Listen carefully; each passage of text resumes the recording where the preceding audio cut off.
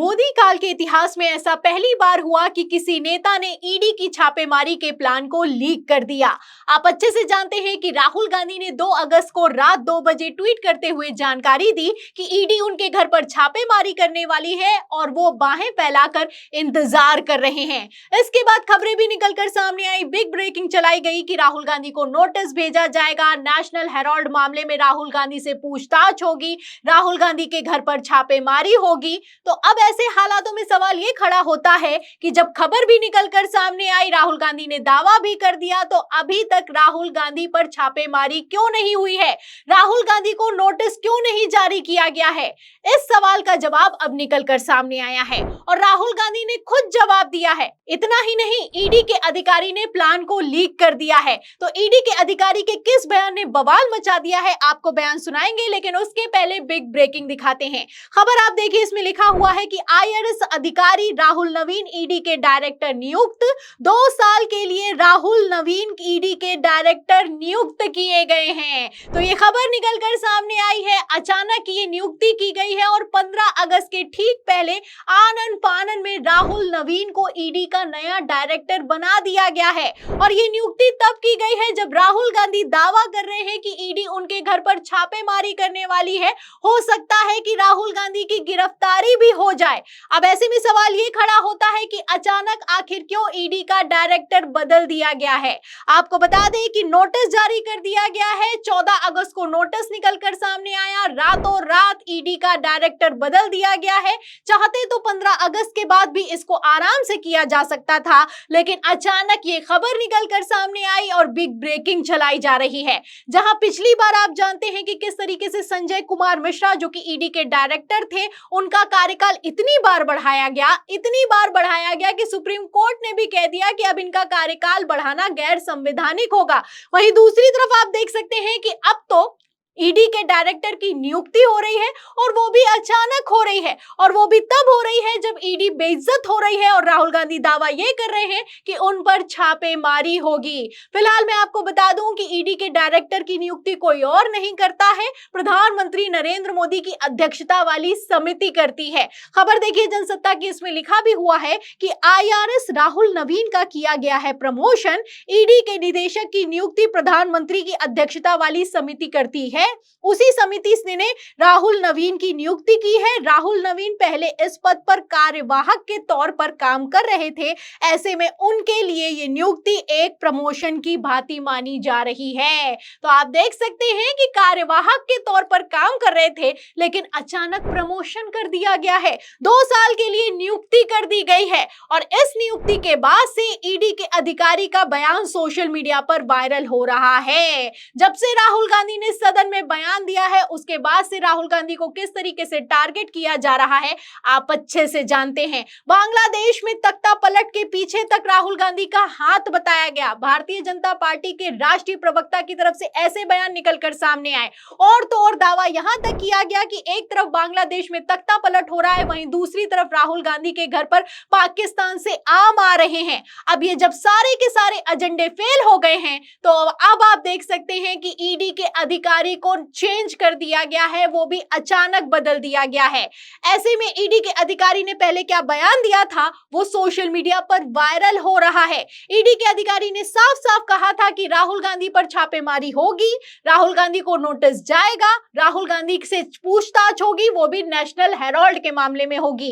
ED के अधिकारी ने क्या कहा था, आपको नहीं याद है तो छोटा सा बयान है, बता देती हूँ फटाफट से सुनिए। देखिए खबर में लिखा हुआ है कि रिपोर्ट के अनुसार एक ईडी अधिकारी ने बताया है कि एसोसिएट जनरल्स लिमिटेड जांच को पूरी करने की तैयारी कर रहे हैं। हम एजेएल जांच को पूरा करने और अभियोजन शिकायत दर्ज करने की कोशिश कर रहे हैं ताकि केस ट्रायल के लिए जाए। राहुल गांधी समेत इससे जुड़े सभी लोगों को जल्द बुलाया जा सकता है। तो केस ट्रायल के लिए जाने वाला है और जब भी केस ट्रायल के लिए जाता है तो विपक्ष का नेता गिरफ्तार हो जाता है, आप अच्छे से जानते हैं। अब ईडी के अधिकारी ने बयान दे दिया। अब जब बयान दे दिया, वो भी छापेमारी से ने पहले दे दिया तो खबर सोशल मीडिया पर वायरल हो गई और एक तरीके से देखा जाए तो शाह का प्लान लीक होता हुआ नजर आया, क्योंकि राहुल गांधी ने भी यही दावा किया कि ईडी के इनसाइडर्स ने उन्हें बताया है कि उन पर छापेमारी होने वाली है। जो सदन में खड़े होकर राहुल गांधी ने चक्रव्यूह पर बयान दिया है वो भारतीय जनता पार्टी को पसंद नहीं आया है।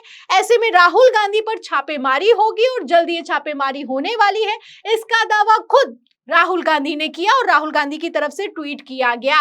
अब इसी के बीच ईडी के डायरेक्टर को बदला गया है। सवाल तो यहां तक किया जा रहा है कि ईडी की जिस तरीके से फजियत हो रही है, इसी के चलते ये एक्शन अचानक लिया गया है और ईडी की फजियत कितनी हो रही है ये किसी से छुपा हुआ नहीं है, क्योंकि ईडी के अधिकारी बयान दे रहे हैं, राहुल गांधी भविष्यवाणी कर रहे हैं। ऐसे में आदेश तो दिया गया है कि राहुल गांधी पर छापेमारी की जाए, लेकिन अब ईडी के अधिकारियों ने ही हाथ खड़े कर दिए हैं। आप अच्छे से जानते हैं कि ईडी की फजियत लगातार सुप्रीम कोर्ट में हो रही है। जिस तरीके से विपक्ष के नेताओं को गिरफ्तार किया जा रहा है और जिस तरीके से सुप्रीम कोर्ट जमानत पर जमानत दे रहा है, इस ऐसे हालातों में ईडी बुरी तरीके से फंसती हुई नजर आ रही है। आप अच्छे से जानते हैं कि पहले मनीष सिसोदिया, अभी हाल ही में किस तरीके से उनको जमानत दी गई है और जमानत देते हुए सुप्रीम कोर्ट ने साफ साफ कह दिया कि इस तरीके से आप सांप सीढ़ी का खेल नहीं खेल सकते हैं, किसी के मौलिक अधिकार का हनन नहीं कर सकते हैं। जमानत उनका अधिकार है और आपको देखकर लगता है कि आपका ट्रायल कभी खत्म नहीं होगा, इसलिए मनीष सिसोदिया को भी जमानत दे दी गई। जैसे पहले संजय सिंह को दी गई। संजय सिंह को भी आप जानते हैं कि आम आदमी पार्टी नेता हैं, सांसद हैं, इनको भी शराब घोटाले के मामले में गिरफ्तार किया गया था और 6 महीने तक ईडी कोई सबूत नहीं जुटा पाई। सुप्रीम कोर्ट में कह दिया कि हमारे पास ना कोई सबूत है, ना कोई पैसा बरामद हुआ है। इस पर सुप्रीम कोर्ट ने जमानत भी दी और ईडी को फटकार भी लगाई।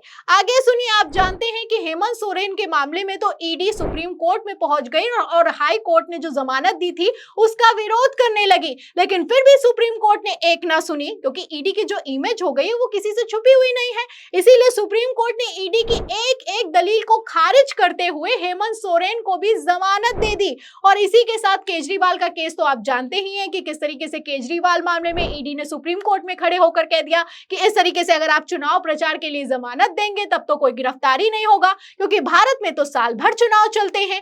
ऐसे में भी आप जानते हैं कि ईडी को बेइज्जत करते हुए, ईडी की दलील को खारिज करते हुए सुप्रीम कोर्ट ने अरविंद केजरीवाल को 2024 लोकसभा चुनाव प्रचार के लिए जमानत दे दी। तो ईडी लगातार बेइज्जत हो रही है। ऐसे में जब राहुल गांधी भविष्यवाणी कर दें और उनकी भविष्यवाणी सच साबित हो जाए तो ईडी कितना बेइज्जत होगी आप समझ सकते हैं। समझने वाले अपने आप में ये भी समझते हैं कि राहुल गांधी का चक्रव्यूह वाला भाषण जो कि उन्होंने सदन में खड़े होकर दिया है, ये भारतीय जनता पार्टी को पसंद नहीं आया है। आप अच्छे से जानते हैं राहुल गांधी ने सदन में खड़े होकर कहा कि जो भारत का सिस्टम है ये 6 लोग चला रहे हैं, इसमें मोदी, शाह, अजीत डोभाल, अंबानी, अडानी और मोहन भागवत शामिल हैं। अब जैसे ही राहुल गांधी ने ये बयान दिया, आनन फानन में उनके बयान को काट दिया गया और इसमें से अजीत डोभाल, अंबानी, अडानी और मोहन भागवत के नाम को हटाया गया। अब इसके बाद तो राहुल गांधी को समझ में आ गया है कि भारतीय जनता पार्टी कितना बौखला रही है। छापेमारी हो सकती है कि हो सकता है ये भी गिरफ्तारी भी हो जाए, क्योंकि नेता प्रतिपक्ष राहुल गांधी चमक रहे हैं।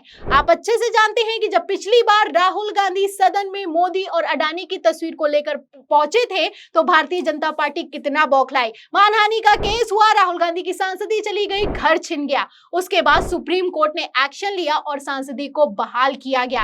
एक बार फिर से वही प्रोसेस होता हुआ नजर आ रहा है और भारतीय जनता पार्टी किस तरीके से खेल करती है और जब बौखलाती है तो किस तरीके से एक्शन होता है ये किसी से छुपा हुआ नहीं है। तो राहुल गांधी पर छापेमारी तो होने वाली है। अब इसका अंदाजा आप इस बात से लगा सकते हैं कि अचानक जो ईडी का डायरेक्टर है उसको बदल दिया गया है। क्यों बदला गया है, इस सवाल का जवाब अभी तक निकलकर सामने नहीं आया है, लेकिन समझने वाले अपने आप में समझते हैं कि आखिर क्या चल रहा है। तो आपको क्या लगता है कि जिस तरीके से भारतीय जनता पार्टी बौखला रही है, जिस तरीके से प्रधानमंत्री नरेंद्र मोदी प्रेशर में नजर आ रहे हैं, क्या राहुल गांधी पर छापेमारी होने वाली है और क्या राहुल गांधी की गिरफ्तारी भी हो सकती है? इस सवाल के जवाब में इस पूरी खबर पर आपकी क्या राय है हमें कमेंट बॉक्स में जरूर लिखें। वीडियो को ज्यादा से ज्यादा शेयर करें, हमारे चैनल को लाइक करें, सब्सक्राइब करें, ज्वाइन करें। फिर मिलते हैं अगली खबर के साथ, तब तक के लिए धन्यवाद।